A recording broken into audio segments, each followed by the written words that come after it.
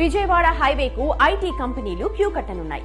చౌటుప్పల్ ఏరియాలో 30,000 ఎకరాల ప్రభుత్వ భూమి అందుబాటులో ఉండటంతో ఐటీ పార్కులు ఇక్కడ ఏర్పాటు చేయనుంది ప్రభుత్వం. ఫలితంగా ప్రస్తుతం హైటెక్ సిటీ, ఫైనాన్షియల్ డిస్ట్రిక్ట్ తీరున చౌటుప్పల్ పరిసరాల రూపురేఖలు కూడా రానున్న దశాబ్ద కాలంలో మారే అవకాశం ఉంది. ఎందుకు విజయవాడ హైవే అంటే నేషనల్ హైవే అది. అంటే హైదరాబాద్ నుంచి బిజియెస్ట్ గా ఉన్న నేషనల్ హైవే. మీరు అబ్జర్వ్ చేస్తే ఏ పండగకైనా టోల్గేట్ దగ్గర ఫస్ట్ ఒక గంట సేపు పండగ చేసుకున్న తర్వాతనే వాళ్ళ విలేజ్ పోవాల్సి వస్తుంది. సో ఫస్ట్ ఆఫ్ ఆల్ అది నేషనల్ హైవే తో పాటు క్యాపిటల్ టు క్యాపిటల్ కనెక్టెడ్.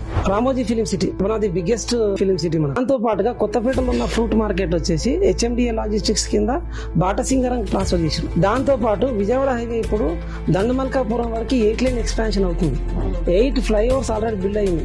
అంటే ఇవన్నీ వస్తున్నాయని చెప్పట్లే, మనం ఆల్రెడీ వచ్చింది. Dandumalkapuram industrial area, green industrial park, MSME అంటే medium and small scale industries ఏసియాలోనే బిగ్గెస్ట్. ఇండియాలో ఫస్ట్ టైం అక్కడ మనకు ఆల్మోస్ట్ 48,000 ఎంప్లాయ్మెంట్ కు ప్లాన్ చేశారు. 2019 లో స్టార్ట్ అయింది. ఆల్మోస్ట్ 120 కంపెనీస్ స్టార్ట్ అయినాయి మ్యానుఫ్యాక్చరింగ్ అండ్ సప్లై. సో దానికి ఇబ్బంది కాకుండా 8 లైన్ రోడ్ కూడా అక్కడ దానికి శాంక్షన్ చేశారు. ఎయిర్పోర్ట్ రావడానికి కానీ యాక్సెసిబిలిటీ ఈజీగా ఉండాలని.